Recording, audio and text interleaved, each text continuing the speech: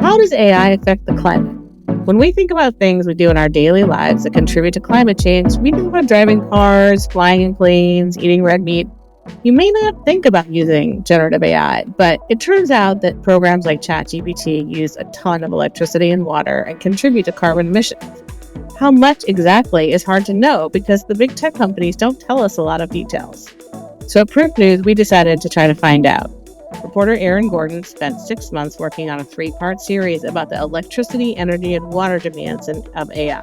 In this video series, Proof Ingredients, I talked to Aaron about what went into his investigation, what he found out, what he wasn't able to find out.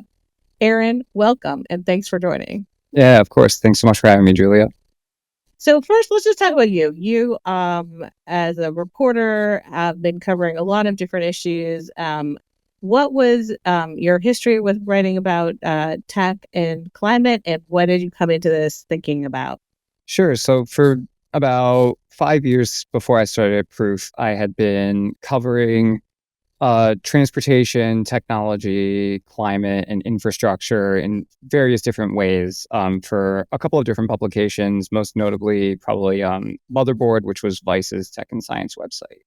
And uh, covering climate and tech is always kind of a tricky thing because it is simultaneously one of the industries that likes to talk about itself as one of the most climate friendly industries like in the world, and as part of the solution. So anytime you try to write about the costs of what they're doing, you inevitably run up against this kind of like inevitable double speak. And I think one of the hardest parts and one of the most fun and challenging parts of covering climate and tech is like sorting through that double speak. And that was definitely something I was dealing with covering like AI and climate and technology for Proof. Yeah, I mean, one of the things that we should dispel right away, which is that, there is actually a whole genre of propaganda, literature, whatever you want to call it, about how AI is going to solve climate change.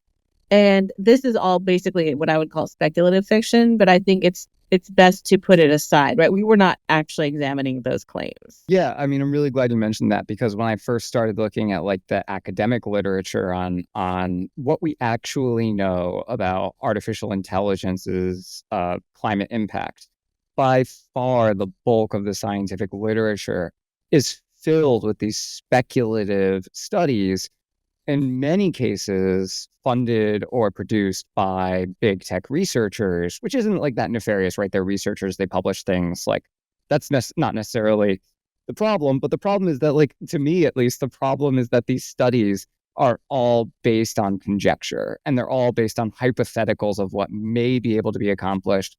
But they create this like body of research that kind of leads the scientific community to the default that like this will be good for climate, based on like virtually no evidence. Meanwhile, the actual demonstrable, real impacts of artificial intelligence on the environment, which like have already started happening, like not speculative, not projecting in the future. Like there's much less on that impact. It's really worth looking at right now. We're having this boom in tech where all the big tech giants are creating, new models every 6 months, a new generation of AI. These are basically this generative AI, which is like the chatbots, ChatGPT, Claude, Llama, that consumers may or may not actually be familiar with, but are certainly heard about, even if they aren't using it themselves.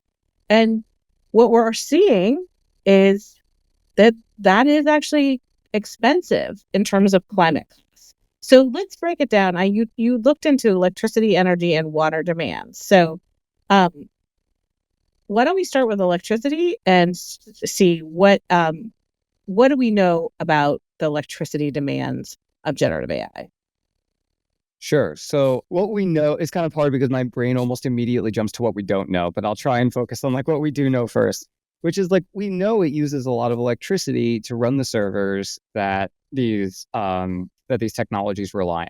I mean, I think a lot of the language we use around artificial intelligence is industry language meant to promote this kind of like idea that this is all like very strange and unknowable technology and only the experts can really talk about it intelligently. So I just want to back up a little bit and make clear like what we're actually talking about here.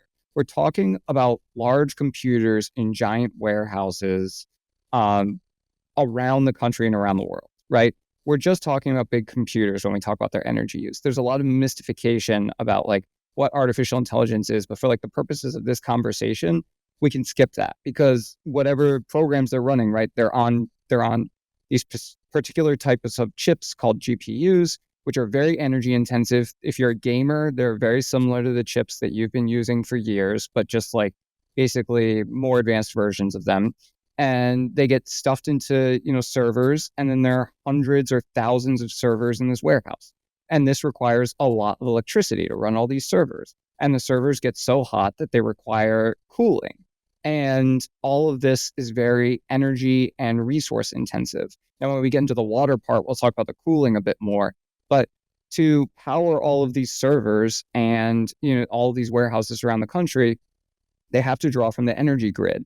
Now, the biggest tech companies like Google and Meta they like to give this impression that like they're somehow powering their computer warehouses essentially entirely with green energy. But that's just not true. I mean, and if you read their own documentation on it very carefully, they do admit this.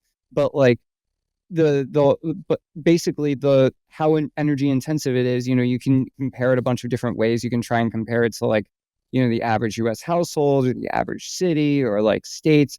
We saw a rash of studies come out last year that tried to compare like projected AI energy use to like the country of Ireland or whatever. And I don't think that was a particularly good comparison for a lot of different reasons. But what we do know is that like data center warehouses, by and large, which include a lot of things other than artificial intelligence, they're becoming an increasingly large share of global electricity use. And it's becoming roughly on par in terms of emissions with like the airline industry, which is also like getting a lot of, attention for like, how do we decarbonize air transportation? And both of them, I think it's worth noting, are like a relatively small percentage of like overall global electricity use, right? Like we're not talking about a giant slice of the pie. We're talking about like a couple of percentage points of global electricity use. But that's a lot of electricity, like we use a lot of electricity globally. So it's like these are important questions, especially as, the big question with the airline industry, and I'm going to compare it to AI again. Like the reason why people are so concerned about these is because they're projected to grow a lot in the next decade.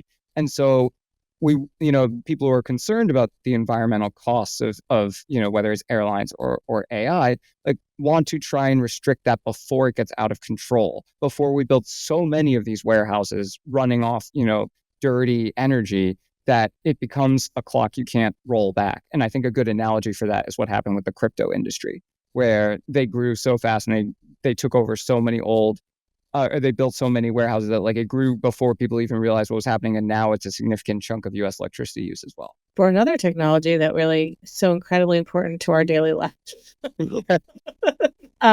So you have, but here's the question I have for you. The companies don't make it easy to find out actually how much of their electricity use is being used for AI. Do we know specifically, or do we just generally know like Google's electricity use is skyrocketed? Great question. No, they don't break out AI or generative artificial intelligence electricity use from the companies as a whole.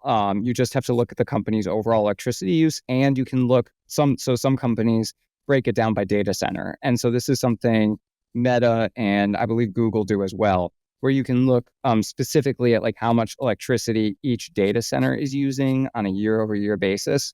And this provides you like a decent proxy of AI electricity use, which I was initially skeptical that would be the case before I started reporting.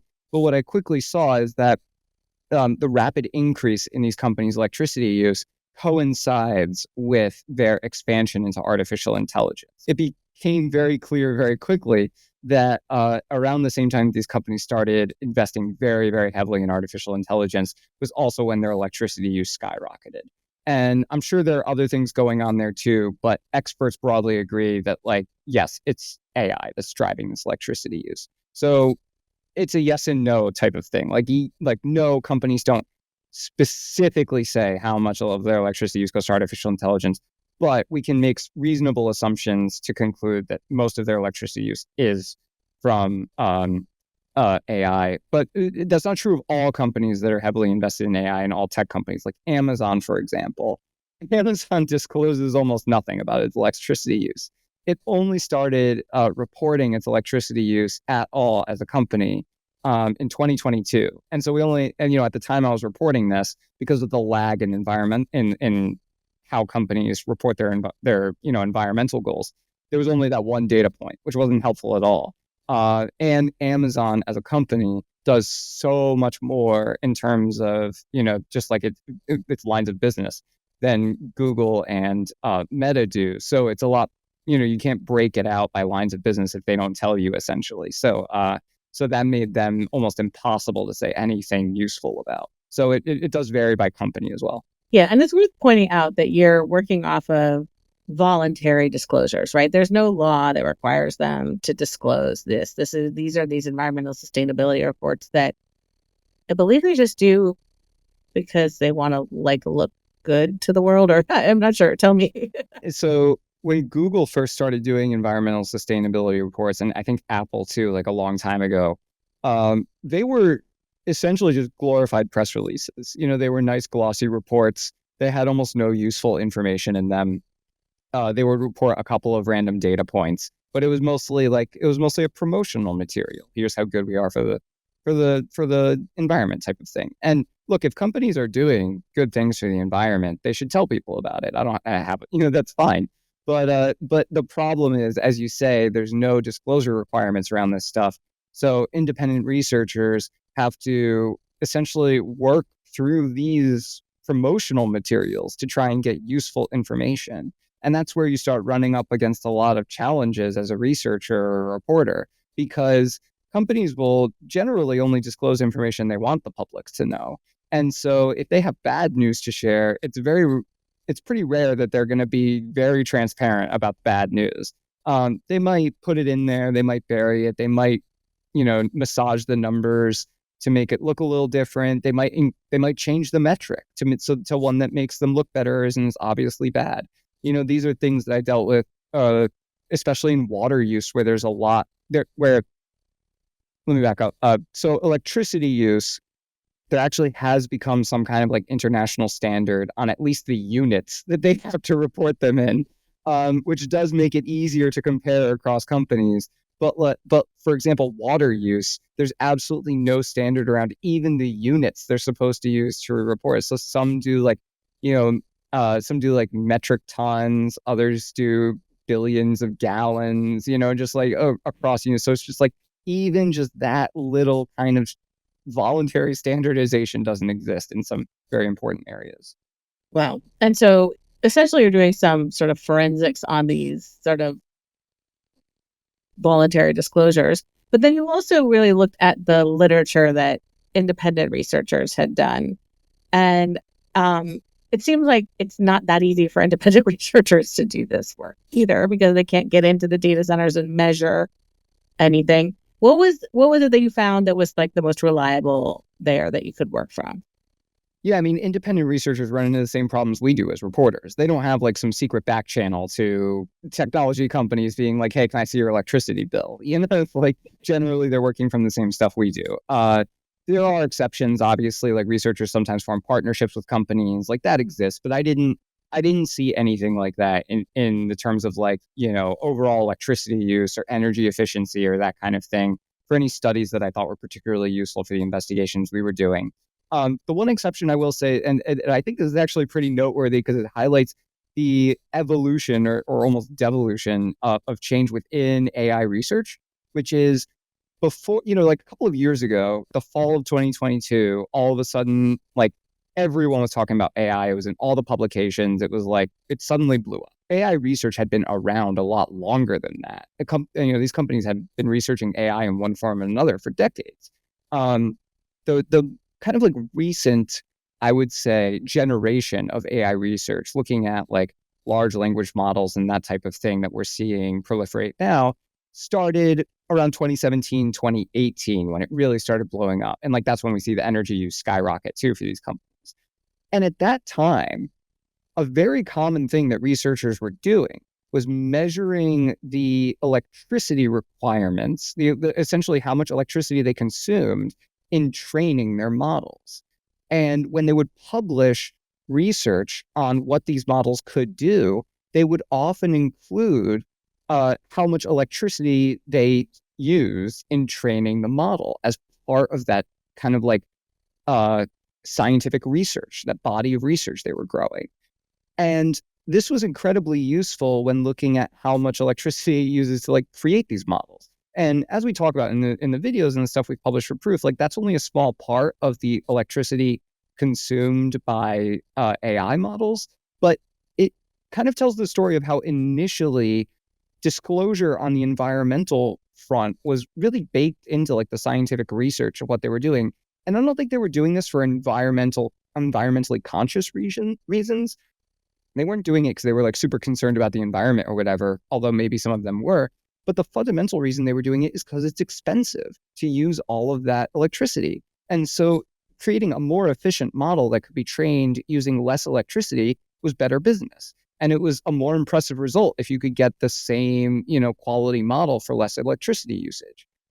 But when it became clear that AI was going to be this multi-billion, multi-trillion dollar industry or whatever people are saying it's going to be worth now, publishing anything like that was considered essentially giving away trade secrets, like valuable information, and they stopped doing it. There was actually a very noteworthy paper from Google researchers that talked about, I think it was in 2021, if I'm remembering correctly, where they published a paper that was essentially like, it is necessary for AI researchers to disclose the environmental costs of their models, especially training their models and using their models. And, one thing that would be very easy for us to do as researchers is just publish, be transparent about how much electricity they use when we publish our research. And, it's like they send the paper, essentially, it's like the lowest bar they could clear, and there's no reason not to do it.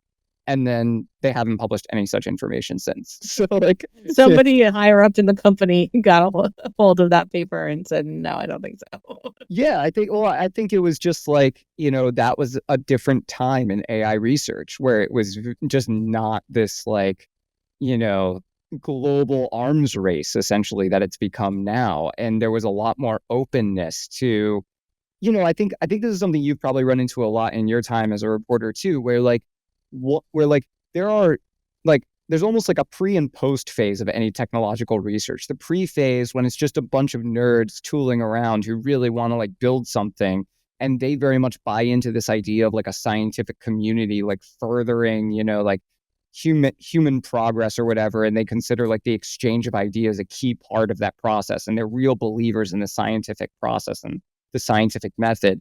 And that was that era, that like pre-2022 era of AI research to an extent. And then like 2022 hit and everyone buttoned up because all of the senior executives started, to realize how much money this was about, and all the publishing stopped essentially on this stuff. Like you can find papers written by OpenAI that disclose like all these benchmarks about GPT-3, and GPT-2 and GPT-1.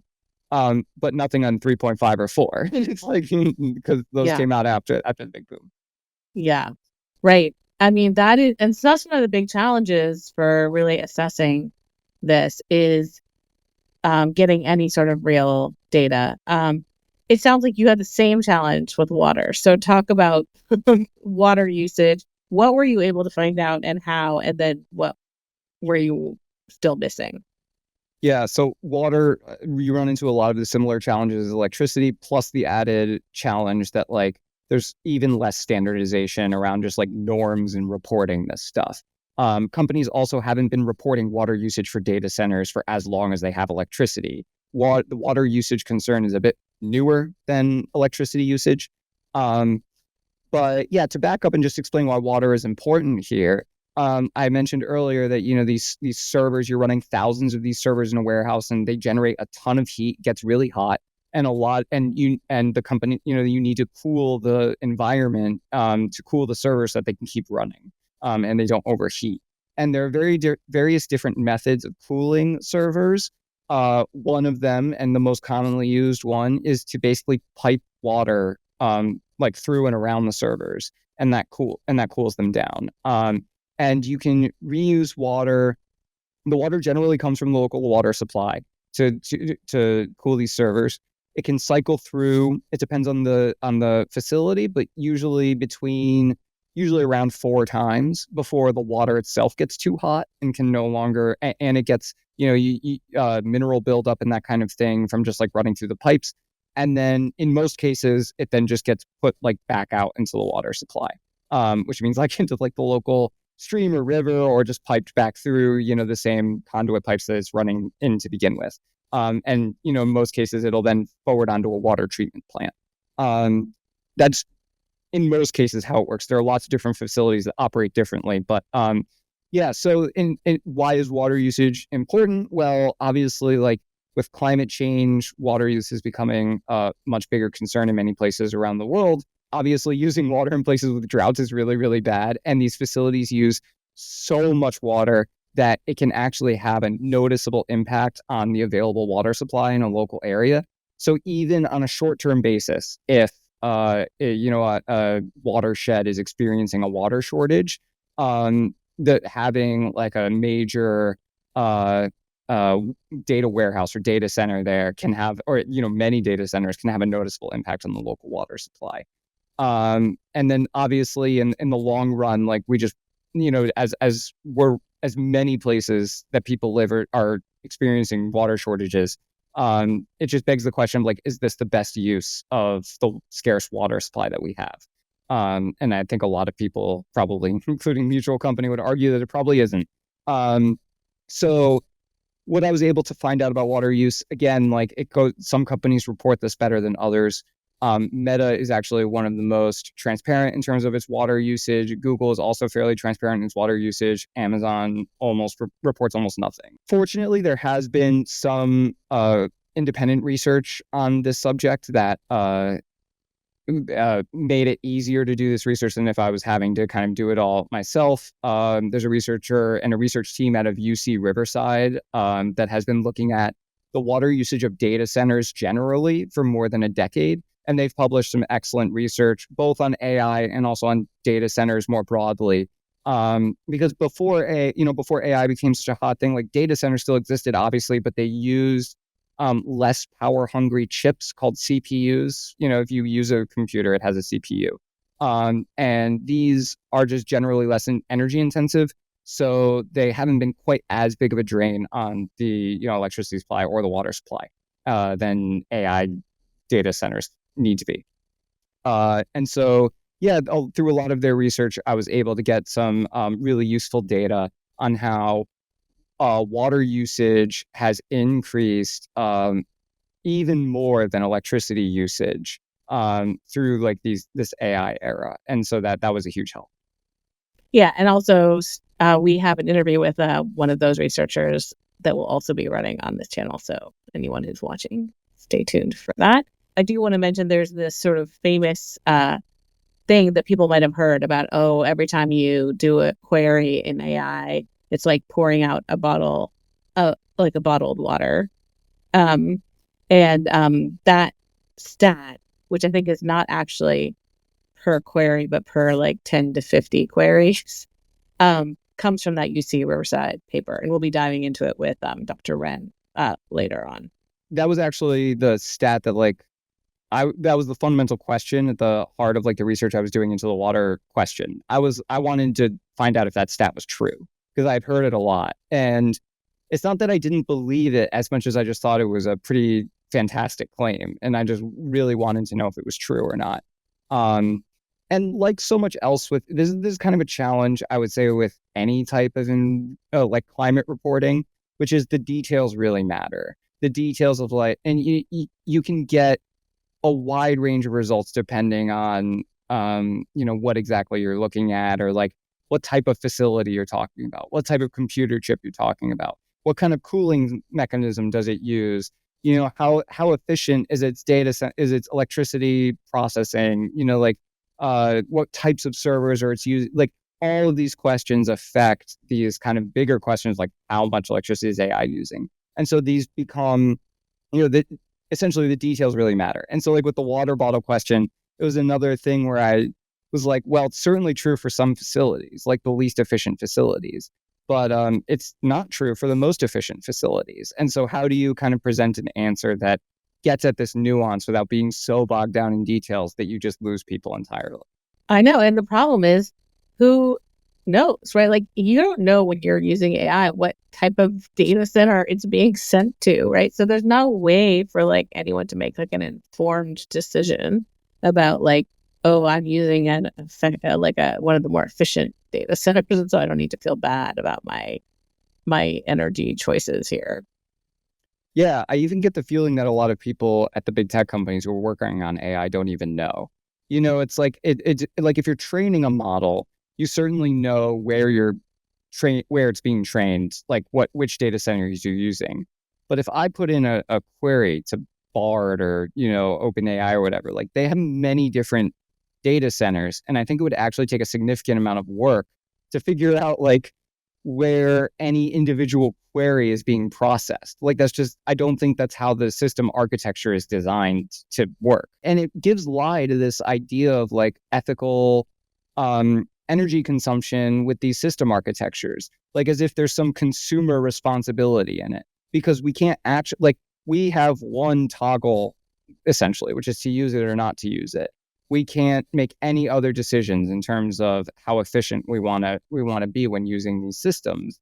And I think we've all been taught living in a capitalist society, like the onus then gets put on like individuals to do things most efficiently or to, be environmentally responsible with our own decisions. And then if we all make the environmentally responsible decision, or enough of us do, it will lead society in an environmentally responsible direction.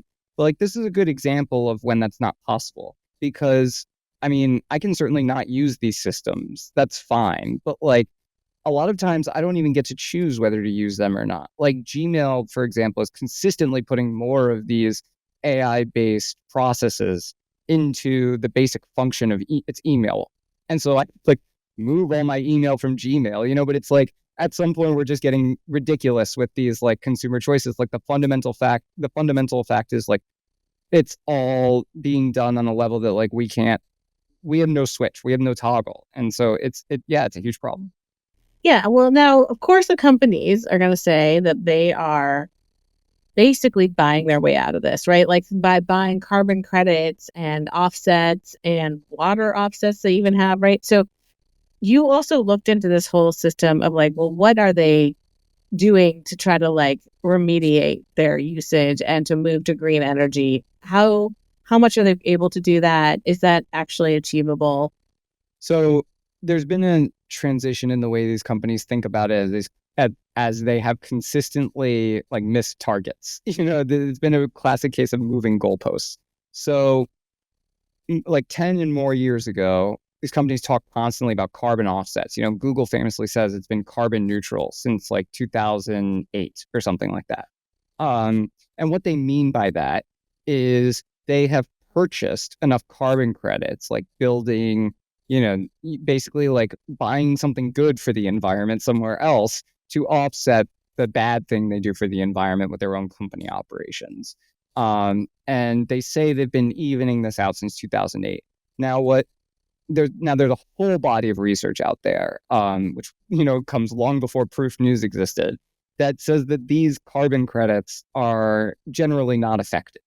And the proof is so overwhelming at this point that like even the like organizations that sell carbon credits have had to take drastic measures to like rethink how they sell carbon credits in a way that doesn't completely like devalue the concept because everybody knows they're useless. So as this has become more and more clear, like just to give an example, right? Like one famous example is like the Massachusetts Audubon Society sold carbon credits for a forest, basically promising not to cut down this woodlands that it owns, and then sold the carbon credits to I think it was some organization in California, I'm pretty sure. And when this was uncovered, people asked the very basic question, which is like, in what universe would the Audubon Society cut down a forest? Like obviously they were never going to. And so that makes the whole concept of the carbon credit worthless, because it's supposed to be saving, something that was going to be cut down or building something that otherwise wouldn't be built. And this just happens over and over and over in the carbon offset markets. So the companies then evolved their approach, and Google's goal starting in 2019, I believe it was they wanted to have 24/7 carbon-free energy, was what they called it. And basically they wanted to build enough green energy, like wind farms and solar farms, on the same grid that their data centers were housed, so that the entire time their data centers were running, they were being powered entirely by green energy that they built. So there's none of this like offset situation, none of this like buying credits. It's just like literally building green energy that goes on the same grid that you're using, which is good. Like that was a good change. It's definitely better than like offsets or whatever. The problem is, this was at the same time their energy usage was drastically increasing because of their AI ambitions. They were building so many new data centers that were using so much electricity that they can't build enough green energy to keep up with it. When they started measuring this in 2020 or 2021 was the first year that they started publishing this metric of like what percent of the time are their data centers running on carbon-free energy. The number was like right around 60%. They made like a few percentage points progress until they expanded their data centers so much that now they're going backwards. And it's like basically it's about where they started 5 years ago. And they had a goal of being 100% carbon-free energy by 2030. And we're like halfway through that, that 10-year span where they were trying to accomplish that, and they made essentially no progress. Oh my gosh. So this, yeah, so it doesn't give us a lot of hope that they're going to meet that goal. It seems pretty unlikely. Well, this is why you hear them talking so much more about like moonshots in carbon-free energy, like, like a small scale nuclear or like nuclear fission, or like, because they can't think in terms of the scale of existing technology like wind farms and solar farms, because they're building too much new energy demand that they won't be able to accomplish it with like, reasonable technologies. Like they have to think of something so that's like, completely new and novel and almost certainly won't exist by 2030 as a result.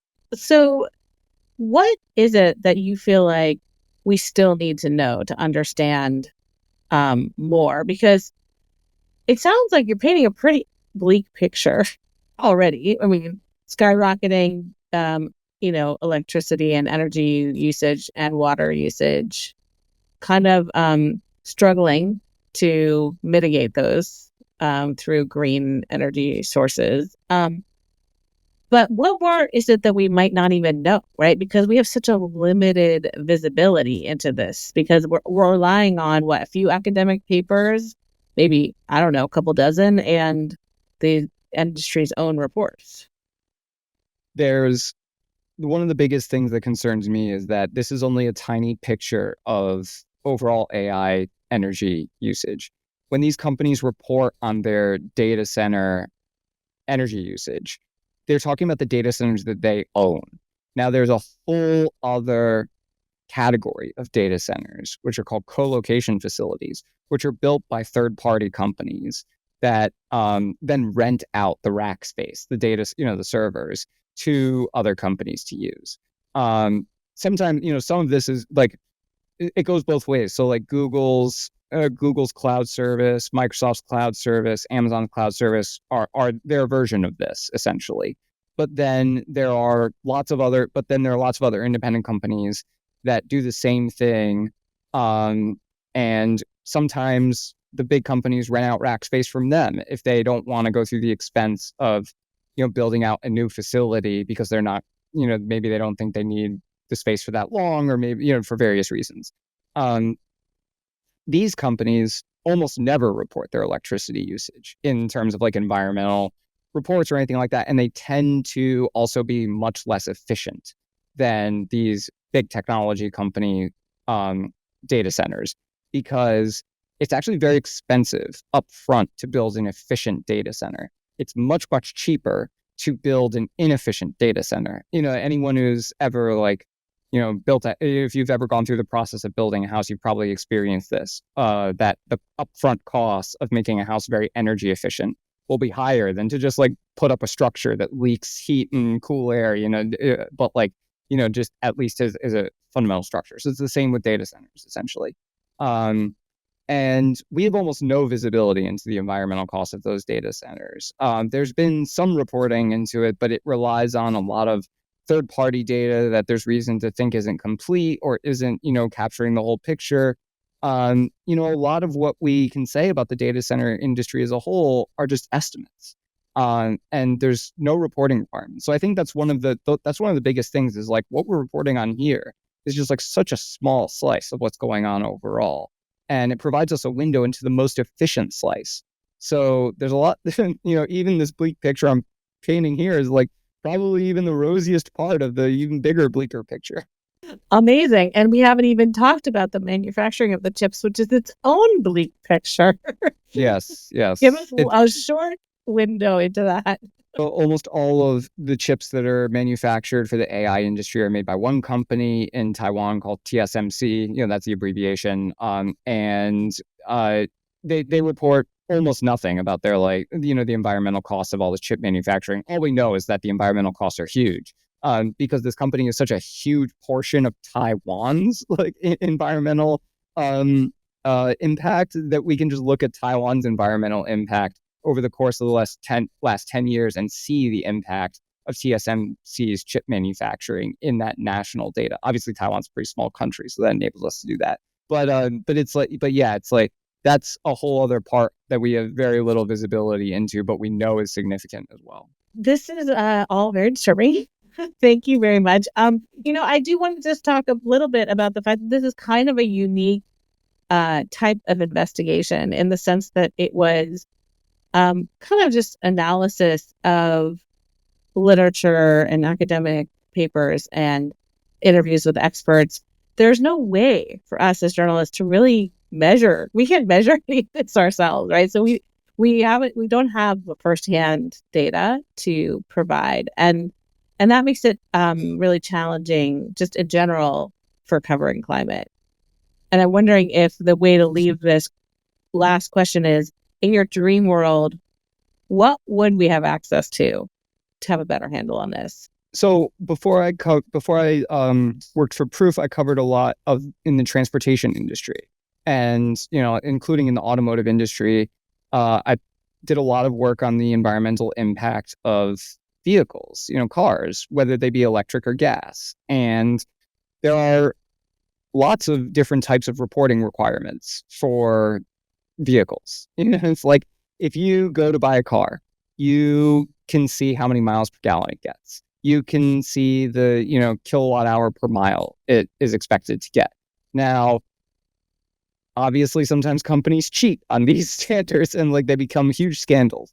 But the very idea that they have to cheat in order to try and get around requirements that then become massive scandals when they cheat is a completely foreign concept to everything we've just been talking about for the last 40 minutes, because the companies have no requirement to do any of this. So instead of cheating, they can just not say anything, or they can say things the way they want to say them, as opposed to in a standardized way. So what I would love to see is something more like what we see in the automotive sector, where there are energy efficiency requirements for new data centers, where data centers are required to report their electricity consumption per hour.